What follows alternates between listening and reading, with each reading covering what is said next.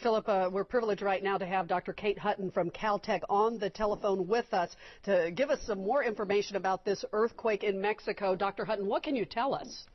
Well, we just have basic information at the moment. We know that the magnitude was 7.6, and we know that it was located about 100 miles southwest of Oaxaca, and that it was very shallow, about 11 miles below the surface. Now, we know there was no tsunami warning issued, which is good. And I'm looking for, there we go, a map which would indicate the likely areas that could be affected strongly. And it looks like there is an area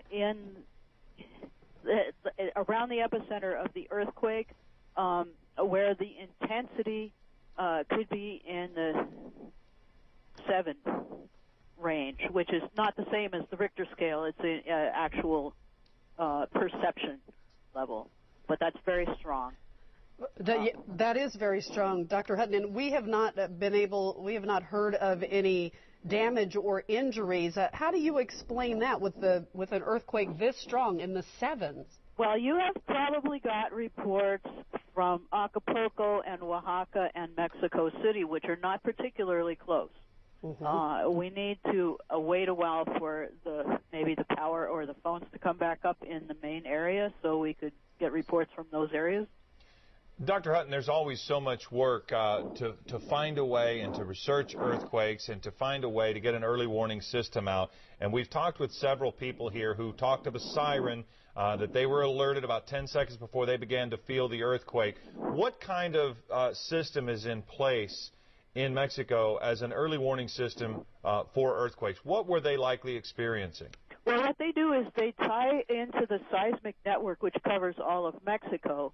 And it determines the location of the earthquake, and if it's large enough, it sets off an alarm in Mexico City, possibly in other towns as well. So if the quake is not close to those areas, there can be significant amount of warning. And we are working on a system like that here in the U.S. It is in an experimental stage right now. Right. I can tell you that the people we were talking to were in Acapulco. And that makes perfect sense as to what you were saying in that that is, I'm trying to remember exactly how far away from Acapulco. It was 60 or 70 miles, 90 miles from the epicenter, and 100 miles from Mexico City. So it seems like, so basically you're saying this warning system is kind of tracking the seismic activity. As it moves further and further away, you'll have more warning. Yes, it can give you a warning if you're far away. If you're right on top of the earthquake, then the earthquake itself is your only warning. Right. Were you able to determine yet what fault this earthquake fell on? Well, we're still discussing that, but there is a major fault off the coast of Mexico called a subduction zone, where an ocean plate is being shoved down underneath the coast of Mexico, and it's possible that it could be on that fault or it could be on another one above that.